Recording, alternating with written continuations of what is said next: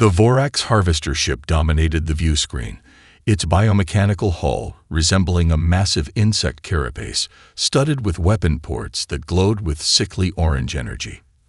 Alina felt the Harbinger's deck vibrate as weapon systems came online, systems never designed to challenge something of this magnitude. "Commander, tactical analysis complete," Lieutenant Park reported, voice steady despite the sweat beading on her forehead. "Their energy signatures exceed our offensive capabilities by a factor of 20. Defense grid estimates survival probability at 8%. Elena nodded, her eyes fixed on the evacuation shuttles making their desperate burn toward the system's jump point, each carrying dozens of Lumeri refugees. The telepathic connection she'd shared with them still echoed in her mind, generations of memories showing the methodical extinction of their civilization. The sensation of being processed like cattle. "Keep broadcasting on all frequencies," she ordered. "Make sure they focus entirely on us." The bridge crew exchanged glances. They'd all experienced the mass meld with the Lumeri. They all understood what awaited if they were captured. "Engineering reports we can sustain emergency thrust for 43 seconds," Communications Officer Rivera announced. "That's all the reactor can handle before catastrophic failure." Alina's tactical display highlighted a mineral-dense asteroid field at the edge of the system. A desperate plan formed in her mind. Plot intercept course with Sector 7 of the asteroid belt. All power to forward shields. The Harbinger surged forward, its engines screaming in protest. On the view screen, the massive Vorax vessel adjusted course with eerie precision, analytical algorithms predicting their flight path with cold efficiency. "They're deploying harvester drones," Tactical announced as smaller biomechanical shapes detached from the mothership. Standard capture configuration. The memory that the Lumeri had shared flashed through Alina's mind. The drones latching onto living prey, injecting paralytic agents before methodical vivisection began. Her sister's face on Mars colony, frozen in terror behind quarantine glass during the terrorist attack, superimposed itself over the image. "Not this time," she whispered. "Commander, they're broadcasting," Rivera reported. I don't think it's language. More like mathematical sequences. They're cataloging us," Alina realized. "Classification before processing. Standard protocol according to the Lumeri memories." The Harbinger shuddered as the first energy pulse from the Vorax ship grazed their shields. Warning lights flashed across multiple stations. "All hands, prepare for debris field maneuvers," Alina commanded. "Tactical, load all torpedo bays with proximity detonators." The asteroid field loomed ahead, a chaotic tangle of silicate and metallic bodies ranging from car-sized to small moons. Unlike the methodical Vorax, who relied on predictive algorithms and perfect formation, humans had evolved navigating chaos. "Cut primary engines on my mark," Alina ordered. "Auxiliary thrusters only, manual control." They plunged into the asteroid field, the Harbinger dancing between massive rocks with the agility that only human intuition could manage. Behind them, the first wave of harvester drones smashed into asteroids, their programming struggling to match the unpredictable maneuvers.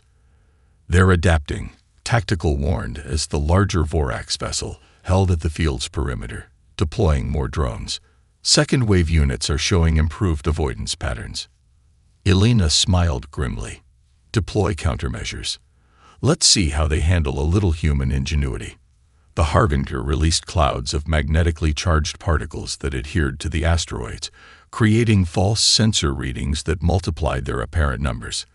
The Vorax drones faltered, their hive-linked programming momentarily confused by data that defied their cataloging systems. "Now," Elena shouted, "full reverse thrust and deploy all torpedoes." The Harbinger bucked as it suddenly reversed direction, torpedoes launching in a synchronized pattern not at the Vorax ships directly, but at key structural points in the asteroid field. The resulting chain reaction created an expanding wave of superheated debris and radiation that overwhelmed the drone's sensory arrays. On the main view screen, The massive Vorax harvester ship adjusted position, its weapon ports glowing brighter as it prepared to simply obliterate the entire asteroid field. The cold, methodical response of a species that had never known defeat. This isn't just for the Lumeri. Elena broadcast on all frequencies. This is for every species you've harvested, every civilization you've erased. Humanity stands against you, and we are not prey. The torpedoes detonated their second-stage payloads, and the universe turned white with nuclear fire. The planetary council chambers fell silent as Admiral Zhongwei approached the central platform. Security drones hovered at the perimeter, a lingering reminder of the assassination attempts he had survived during Earth's bloody unification. Scars crisscrossed his face where regenerative treatments had been refused. He wore them as reminders of the cost of peace. The Vorax scout ships have been systematically mapping our defensive infrastructure, he began, his voice carrying the weight of someone who had seen too many wars. Their scan patterns match exactly what the Lumeri archives show preceding harvest operations. Holographic displays materialized around the chamber, showing the methodical progress of alien vessels through the Kuiper Belt. Tactical projections indicated they would reach Neptune's orbit within 6 days. Senator Amara Collins, representing the African Alliance, rose from her seat. Admiral, your report suggests we have no defensive options capable of repelling their technology. If that's true, why not pursue diplomatic channels? Perhaps we offer resources in exchange for our survival. The Lumeri ambassador, his translucent skin still bearing surgical scars from Vorax experimentation, touched the neural interface that allowed him to communicate without telepathic contact. His voice emerged as synthesized speech. The Vorax do not negotiate. They categorize, process, and absorb. There is nothing you possess that they would trade for. Everything you have, they will simply take. Dr. Kapoor's presentation followed, the neural scans of dozens of species floating above the assembly. Each display showed evolutionary patterns of specialization, the single-minded focus of apex predators, the sensory hyperawareness of perpetual prey. Human neurological structures are unique in our database, Kapoor explained, highlighting the complex web of interconnections in the human brain scan. Where other species evolved specialized neural pathways optimized for specific environmental niches, humans develop remarkable cognitive flexibility. He gestured to comparative scans. The Vorax brain architecture shows perfect coordination centers, but minimal creative problem-solving capacity. They've never needed to innovate. They simply harvest innovations from others. They've never encountered a species that thinks like we do. Senator Takahashi from the Pacific Coalition studied the Vorax scout ship trajectories. Even if what you say is true, we have barely recovered from the resource wars. Our orbital defenses are incomplete. How can we possibly stand against something that has conquered hundreds of worlds? Zhang Wei's expression remained impassive, though those who knew him recognized the subtle tension in his jaw. Because we must, he said simply, not just for ourselves. He activated a private data crystal. The chamber lights dimmed as a new hologram appeared, footage from Commander Reyes' neural recorder during the Lumeri rescue. The council watched in stunned silence as children with iridescent skin huddled in evacuation shuttles, their wide eyes filled with a terror no child should know. The Vorax have dominated this galaxy because species evolved to be either predator or prey. John continued. Humanity evolved to be neither and both. We retained our predator's instinct while developing a prey's caution. We can think like hunters while feeling compassion for the hunted. He turned to face the full assembly. Yes, we've spent centuries destroying ourselves in war, but in doing so, we mastered every form of conflict from guerrilla resistance to full planetary assault. Our bloody history has prepared us for this moment. The chamber erupted in shouted objections. Financial projections showing economic collapse.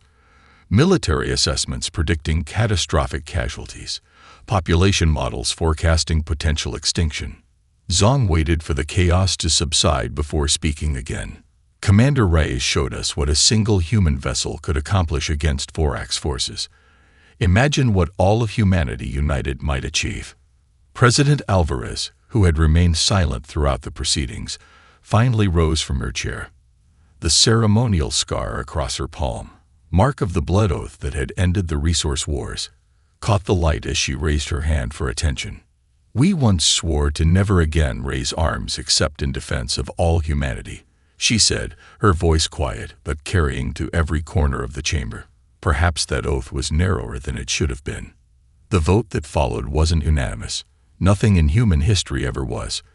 That, too, was part of humanity's strength. Even facing extinction, they argued, questioned, and doubted.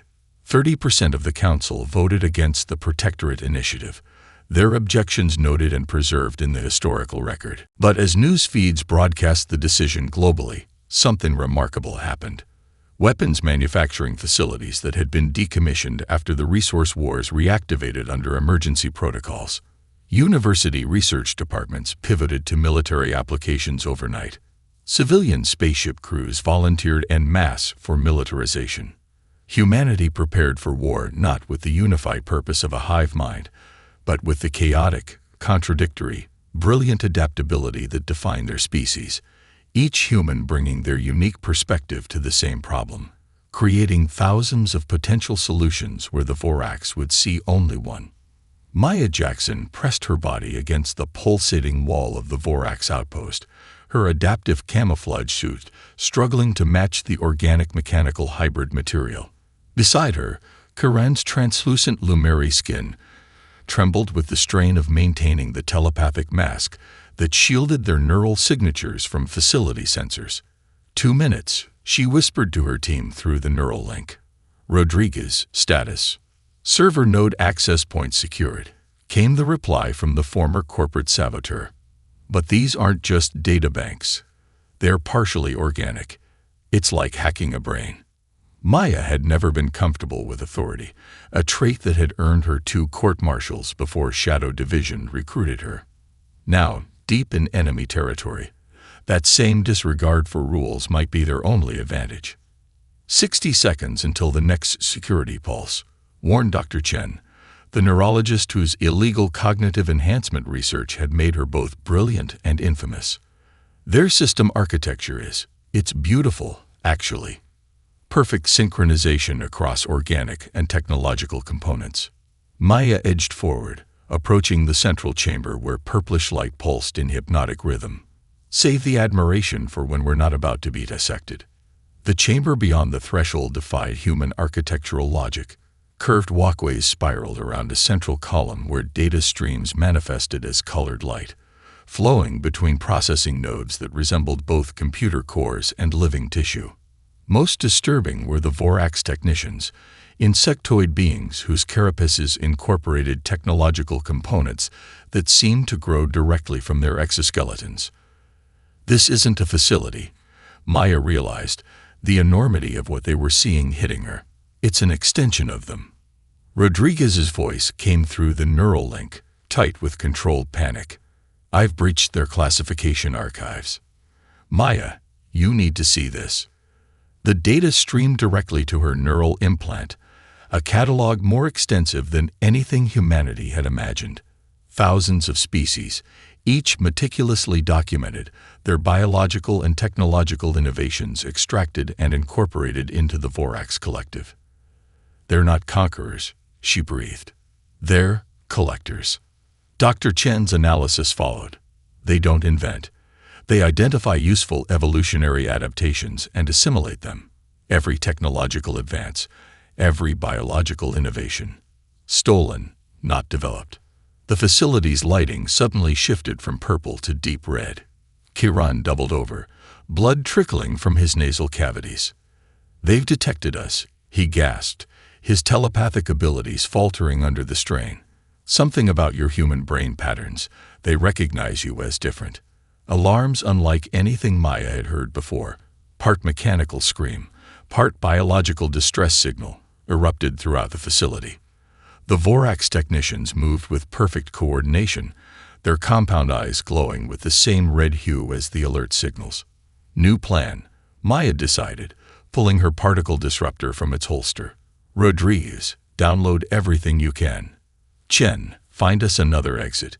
Kiran, how much longer can you mask us? Minutes at most, the Lumeri responded, his skin now almost transparent with exhaustion. They fought their way through security drones, insectoid machines that moved with organic fluidity, toward the processing center identified in Rodriguez's data hack. The corridor opened into a vast chamber that brought even Maya, hardened by years of covert operations, to a horrified standstill. Hundreds of transparent containment pods lined the walls, each holding a different being suspended in luminescent fluid. Some resembled aquatic creatures with multiple limbs, others crystalline entities that pulsed with internal light. All were connected to extraction apparatus that systematically analyzed and harvested their biological uniqueness. "They're still alive," Dr. Chen whispered, scanning the nearest pod. "In some kind of stasis, but conscious." Maya approached a control terminal, her mission parameters echoing in her mind. Intelligence gathering only. No rescue attempts, no deviations. The lives of billions on Earth depended on their team returning with Vorax technological data. But as she passed a pod containing what appeared to be a child, six-limbed with scaled skin, its large eyes tracking her movement, something fundamental shifted in Maya's calculation. "Command would court-martial me again," she said, accessing the terminal, "if we make it back alive." Her fingers flew across the alien interface, Rodriguez's translation algorithm helping her navigate the release protocols. Warning signals blared as containment systems began their shutdown sequence. "What the hell are you doing?" Chen demanded. "The mission just changed." Maya cut her off, drawing her second weapon. "We're not leaving them here." Kiran stared at her with an expression that transcended species barriers. Hope mingled with disbelief. "Your orders were given by people who haven't seen this," Maya replied, watching the first pods begin their opening sequence. Sometimes humanity's greatest asset is knowing when to break the rules. The facility's security protocols escalated, defensive barriers beginning to seal compartments throughout the structure. They had minutes, perhaps seconds, before escape became impossible. "Rodriguez, find us a route to the hangar bay," Maya ordered. "We're going to need a bigger ship." Professor Emeka Okafor's laboratory, deep beneath the ruins of Nairobi Technical University, hummed with impossible energies. What had once been the world's premier materials science facility now resembled something from fever dreams. Human technology merged with alien biologics in configurations that defied conventional physics. "The molecular bonding isn't holding," Okafor muttered, his fingers tracing fracture patterns in the prototype armor plate. 3 days without sleep had left dark circles under his eyes, but he continued working with manic intensity. The Ashkari regenerative matrix destabilizes when exposed to vacuum. Beside him, the crystalline Ashkari being, resembling a humanoid figure composed of interlocking geometric shapes, shifted its molecular structure in response. Though they shared no common language, the alien scientist communicated through structural rearrangement, forming complex patterns that the translation matrix struggled to interpret. "It suggests we're thinking too linearly," said Lieutenant Amaradaya, the military liaison assigned to the project. "The Ashkari don't repair damage. They redistribute their essential structure to maintain function." Okafor stared at the failed prototype, memories surfacing of his childhood home. Now a glassy crater after the first Vorax probe attack. He dedicated his life to creating sustainable materials for housing Earth's burgeoning population. Now those same skills were humanity's best hope for survival. "We don't need armor that prevents damage," he realized suddenly. "We need armor that adapts to damage." The breakthrough came at 3:47 a.m., after 19 straight hours of continuous work. The prototype, a mesh of human-manufactured carbon nanotubes infused with Ashkari regenerative crystals, absorbed a direct plasma blast and momentarily developed a crystalline structure that channeled the energy around its surface before returning to its previous configuration. 6 weeks later, Captain Gabriel Torres stood in the launch bay of the UES Defiance, Earth's first battleship incorporating the hybrid technology. The vessel had been hastily refitted from a colony transport, its hull now covered with the adaptive armor that shimmered with faint iridescence under the harsh lights. "She's not pretty," admitted Chief Engineer Hernandez, tapping display readouts that showed the ship's improvised weapon systems. "Half these modifications violate every safety protocol in fleet regulations." Torres nodded, running his hand along a bulkhead where the adaptive material seemed to respond to his touch with subtle molecular realignment. "My family farmed traditional crops for 15 generations. We thought mechanized efficiency was the enemy." His expression darkened. "Until real enemies came." The briefing holo showed their target, Setka Prime, a world whose inhabitants had developed steam power and rudimentary radio, but remained unaware of the wider galaxy. Long-range probes had detected Vorax harvesters entering the system, following the same methodical pattern seen in hundreds of previous conquests. "Standard Vorax protocol indicates they'll begin with population centers," explained Commander Yoshida, tactical officer. "They establish harvesting grids and work outward in perfect geometric patterns. Based on Lumeri records, the seconds have approximately 72 hours before systematic processing begins." The UES Defiance led a battle group of 8 vessels, all that could be fitted with the experimental armor in time. As they emerged from the jump point into the Setkin system, Torres felt the weight of command settle on him. None of the captains under his authority had combat experience against the Vorax. The simulations and training exercises offered theoretical tactics, but theory seldom survived contact with reality. The Vorax fleet appeared on sensors, 17 vessels in perfect formation, already deploying preliminary harvesting drones toward the planet's surface. "They're arranging in standard compression pattern," Yoshida reported, studying tactical displays. "Exactly as the Lumeri data predicted, no variation."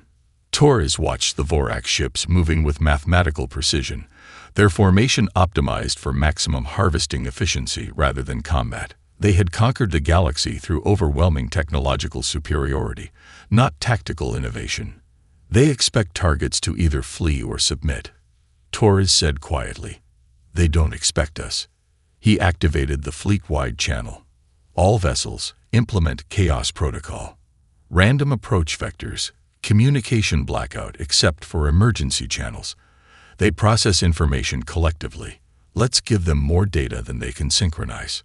The human fleet scattered, each vessel adopting an erratic course that disrupted the carefully calculated Vorax formations. Where the aliens expected methodical retreat or direct confrontation, behaviors they had cataloged from countless species, they encountered something new, deliberate unpredictability. The first shots came from the UES Jakarta, targeting not the Vorax vessel's obvious weapon emplacements, but the biological components identified in Maya Jackson's intelligence report, sensor clusters that coordinated their hive-like responses. "They're adapting," Yoshida warned as the Vorax ships began to adjust their formation. "But there's a delay, like they're waiting for instructions." Torres smiled grimly. "Then we hit them again before the instructions arrive." The battle for Setka Prime had begun, and with it, humanity's first test as guardians of a species that didn't yet know they needed protection. The assembly chamber on Haven resembled a patchwork of contradictions.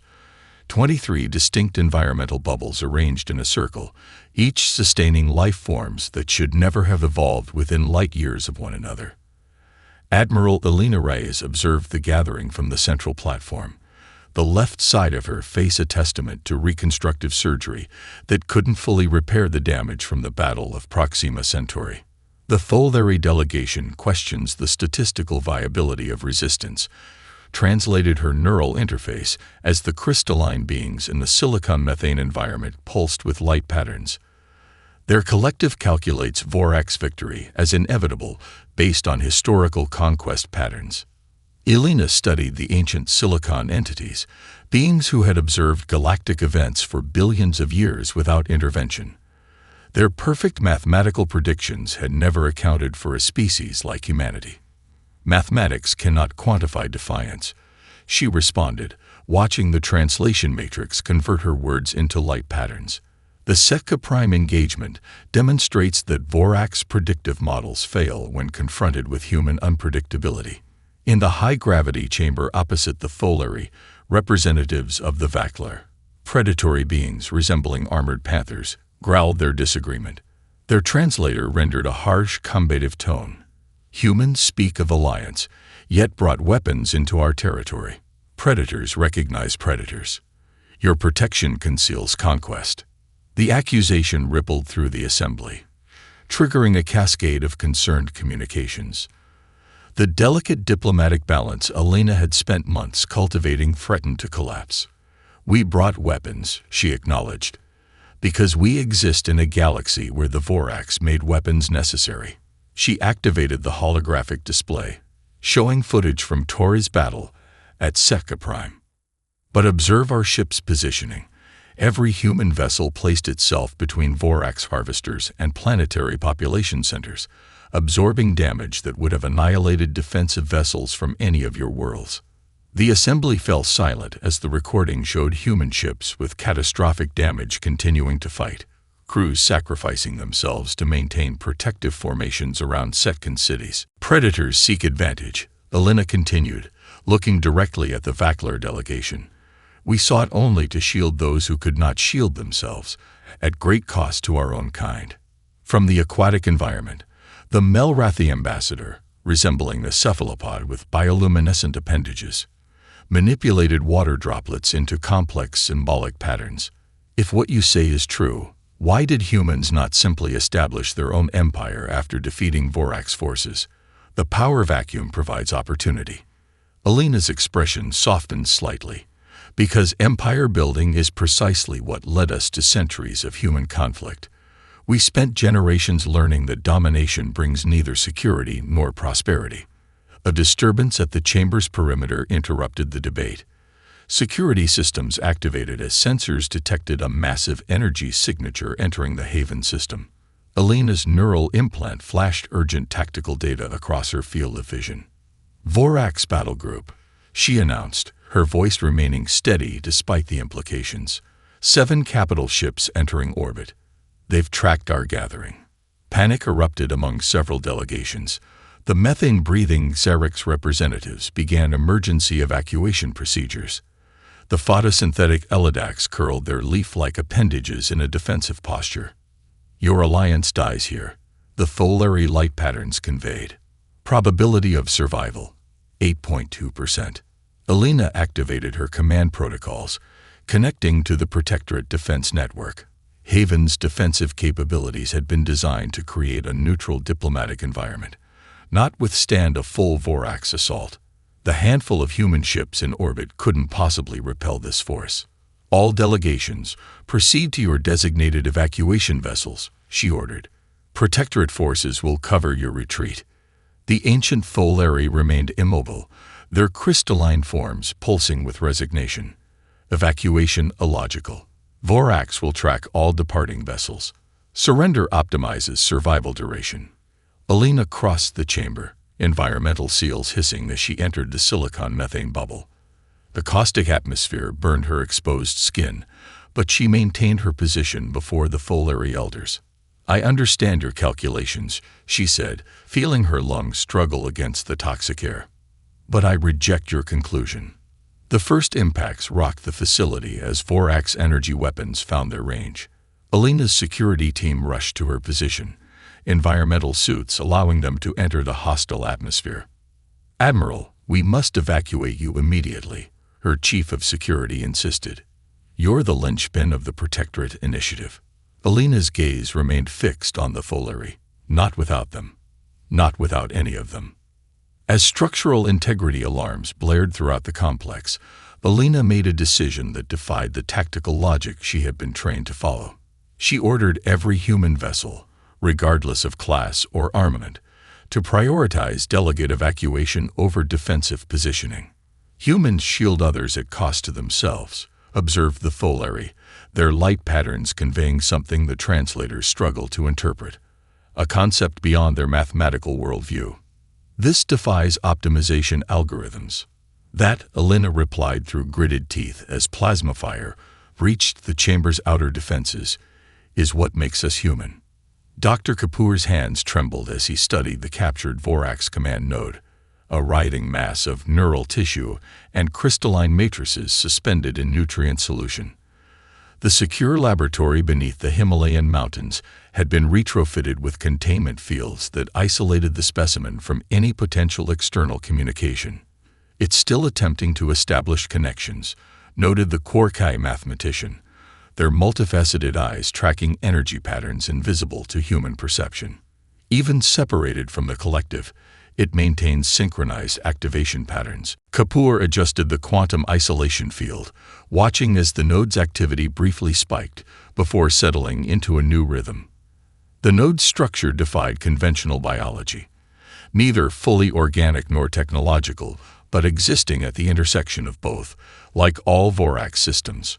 "Lieutenant Commander Okoro sacrificed everything to bring us this specimen," Kapoor said quietly. "We cannot fail to understand it." The breakthrough came 3 days later, after Kapoor had connected the node to a closed-system quantum computer that simulated network responses. The neural tissue suddenly reorganized itself, forming new connection patterns that matched the simulated inputs. "It's adapting," Kapoor exclaimed, watching the real-time neural mapping. "Not just responding. It's rewriting its own architecture to synchronize with what it perceives as the collective." The Melrathi xenobiologist, manipulating laboratory equipment through a water-filled manipulation chamber, signaled agreement. "This suggests the Vorax aren't born but made. Their neural architecture is imposed, not inherent."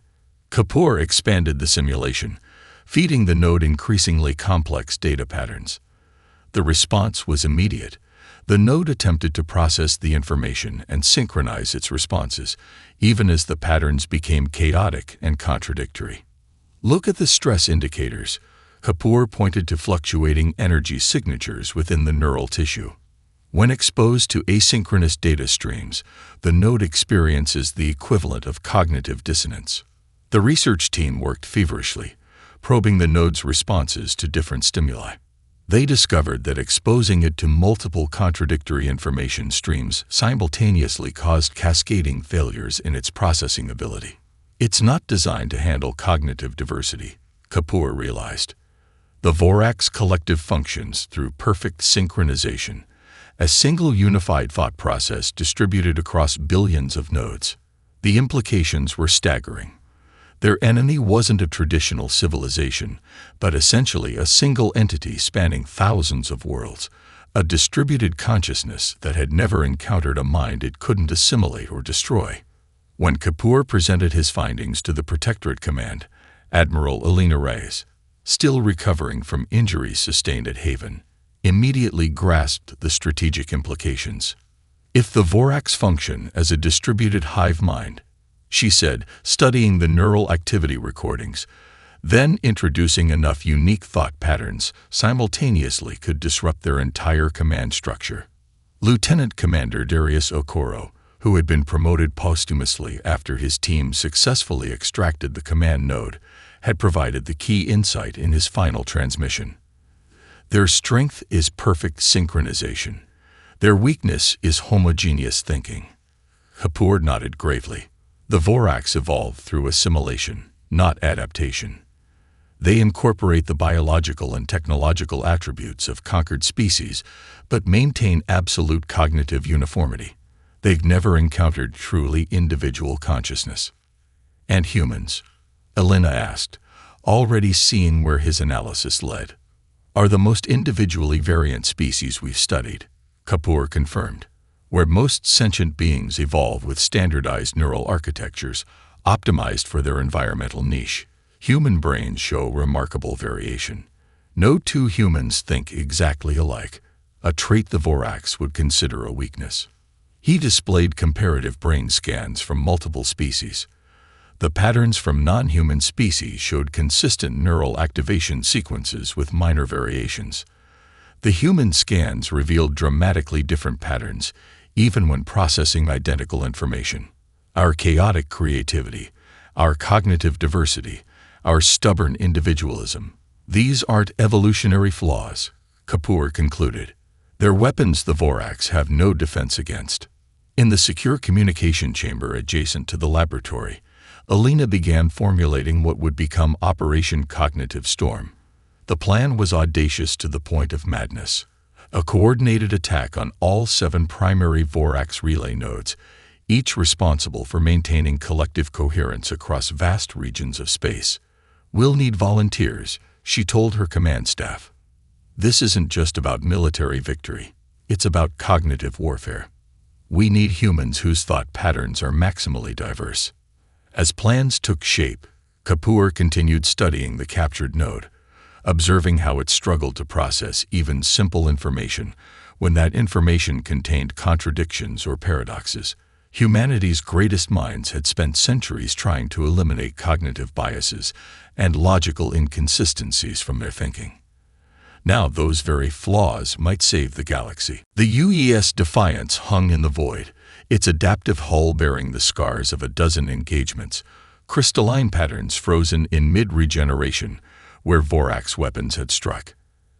Admiral Alina Reyes stood before the assembled pilots in the launch bay, her scared face illuminated by the holographic display showing their target, the largest Vorax relay node ever discovered, a massive biomechanical structure orbiting the dying star. "Each of you represents something the Vorax cannot comprehend," Alina told the gathered volunteers. Individuality.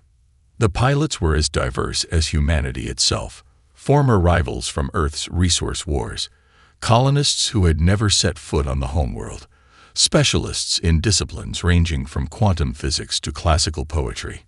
What united them wasn't uniform thinking, but its opposite. Each brought a unique cognitive perspective to the mission. "The cognitive disruptors have been calibrated to your specific neural patterns," explained Dr. Kapoor, gesturing to the devices integrated into each pilot's neural interface. "They will amplify your thought processes and broadcast them directly into Vorax communication frequencies." Lieutenant Sarah Chen, a mathematical prodigy whose brain processed equations as visual patterns, studied the tactical display with concern. "The Vorax defenses are arranged in perfect geometric formations. Breaking through will cost us at least 40% casualties before we even reach broadcasting range." "Which is why we're not going to break through," Alina replied. "We're going to think our way in." The plan defied conventional military doctrine. Instead of attacking the node's defenses directly, the fleet would divide into 7 battle groups, each approaching from a different vector and broadcasting contradictory tactical data. The Vorax Collective, accustomed to processing information in perfect synchronization, would be forced to simultaneously evaluate multiple incompatible threat assessments. "They'll try to establish a unified response," Alina continued. "While their distributed consciousness is struggling to synchronize, the cognitive disruptor teams will penetrate their communication networks." The first phase of the attack unfolded exactly as the Tholari mathematical models had predicted. The Vorax responded with overwhelming force, their ships moving with the precision of a single organism rather than individual vessels. Human casualties mounted rapidly as the superior firepower of the collective targeted the largest protectorate vessels. "They're anticipating our approach vectors," reported Tactical Officer Yoshida from the Defiance's command center, "picking us off with 93% efficiency." Alina watched the battle displays, her expression unchanging as protectorate ships disappeared from the tactical grid. "They're reacting exactly as they always have, with perfect coordination optimized for maximum efficiency." She activated the fleet-wide command channel. "All vessels, implement Cognitive Protocol Alpha. Disruptor teams, prepare for neural broadcast." Throughout the fleet, pilots connected to the disruptor devices, allowing their unfiltered thought patterns to be amplified and transmitted directly into Vorax communication frequencies. The effect wasn't immediately apparent. The Vorax ships continued their methodical advance, their perfect formations unchanged. Then, almost imperceptibly at first, anomalies appeared in the enemy response. A Vorax destroyer briefly fired on its own support vessels. A wing of harvester drones executed contradictory flight patterns, colliding with one another. Defense systems activated against non-existent threats. It's working. Kapoor's voice came through the command channel, his monitoring systems tracking the cascade of confusion spreading through the Vorax fleet. Their neural network is attempting to process thousands of incompatible thought patterns simultaneously. The disruption escalated as more human pilots entered broadcast range. Where the Vorax had evolved to think as one perfectly synchronized entity, they now faced something unprecedented. Exposure to the chaotic, contradictory nature of individual human consciousness. Mathematical precision collided with emotional impulse. Logical sequences fragmented against intuitive leaps. Analytical frameworks dissolved into creative abstraction. On the Defiance's command deck, Elena watched as the greatest strength of the Vorax, their unified consciousness, became their critical vulnerability. Ships that had moved with perfect coordination now executed conflicting maneuvers. Weapon systems fired at random intervals or not at all. Communication relays broadcast meaningless data streams as the collective struggled to establish coherence. The node is vulnerable, Tactical reported as the Vorax defensive perimeter fragmented. Approach vector clearing. Elena studied the tactical display, calculating their narrow window of opportunity.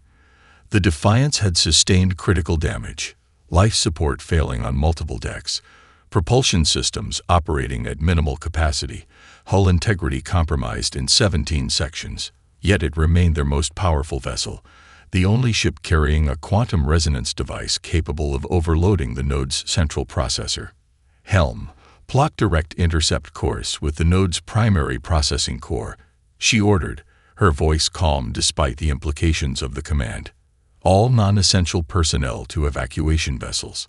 Around the bridge, her officers exchanged glances, understanding what remained unspoken. This would be a one-way journey for anyone who stayed. Not one of them moved toward the evacuation points. The Vorax have never understood us, Elena said, watching the massive node grow larger on the view screen as the Defiance accelerated toward it. They never understood that humans find strength in our differences, not weakness. The ship shuddered as defensive fire tore through its already damaged hull. But the Defiance pressed forward, embodying the very quality that defined its creators. Defiance against overwhelming odds, refusal to submit even in the face of certain defeat. They never understood, Elena continued as flames erupted across the command deck, that every human mind is a universe unto itself. Elena Rise opened her eyes to the soft blue light of a regeneration chamber, momentarily disoriented by the absence of pain. Her last memory had been fire consuming the Defiance's bridge as they rammed the Vorax node, the quantum resonance device activating in a blaze of energy that should have atomized everything within 1,000 kilometers. "You're showing remarkable recovery rates," said a familiar voice. Maya Jackson stood at the chamber's monitoring station, now wearing the insignia of an admiral. The Ashkari regenerative technology is particularly effective on neural tissue. "The node?" Elena asked, her voice rough from disuse. "Destroyed, along with the other 6 targeted in Operation Cognitive Storm," Maya replied. "Your crew managed to launch your escape pod seconds before impact. Most of them didn't make it, but they made sure you did." Elena absorbed this, feeling the weight of their sacrifice. "And the Vorax?" Maya's expression turned complex. "That's where things get interesting. The simultaneous destruction of all 7 relay nodes didn't destroy the collective. It fragmented it. We're dealing with the aftermath now." Holographic displays activated around Elena's bed, showing status reports from across formerly Vorax-controlled space. Some regions showed continued fighting against Vorax forces that had reverted to primitive aggression. Others displayed Vorax ships withdrawing to isolated systems. Most surprisingly, several reports documented Vorax representatives attempting to establish communication with Protectorate vessels. Some of them are seeking dialogue, Maya explained, the concept clearly still strange to her. Exposure to human cognitive patterns permanently altered portions of their collective consciousness.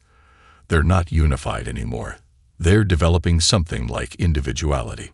6 months later, Elena stood on the observation platform overlooking the central plaza of New Lumeria, watching construction teams from dozens of worlds working together to rebuild the first world that had fallen to the Vorax. The gleaming structures incorporated architectural elements from across the galaxy. Horkai mathematical precision, Elidax organic flowing forms, human practical adaptability, creating something entirely new. The Vakler delegation is demanding exclusive mining rights to 3 systems in the Outer Reach, reported Diplomatic Officer Cheng, scrolling through updates on his datapad. The Melrathi claim ancestral sovereignty over the same region. Neither is willing to compromise. Elena nodded, unsurprised. Schedule a joint session. I'll mediate personally. Admiral, you've already got 17 diplomatic crises on your schedule this week. Cheng protested. The medical team insists you need rest. Elena's gaze drifted to a group of Lumeri children playing with young humans in the plaza below, their telepathic abilities allowing a form of communication that transcended language. The same drive that helped us win the war is what's needed to secure the peace. The Galactic Protectorate had evolved beyond its military origins. What began as a desperate alliance against extinction had transformed into something unprecedented. A community of species united not by biological similarity or shared evolutionary history, but by chosen purpose. In the Protectorate Assembly Hall that evening, Elena addressed representatives from over 100 worlds, some joining through environmental interfaces that accommodated their unique biological requirements. Her speech was translated simultaneously into 23 different sensory modalities. We fought not because we hated the Vorax, but because we could not bear to witness suffering and remain passive, she told them, her voice carrying throughout the chamber.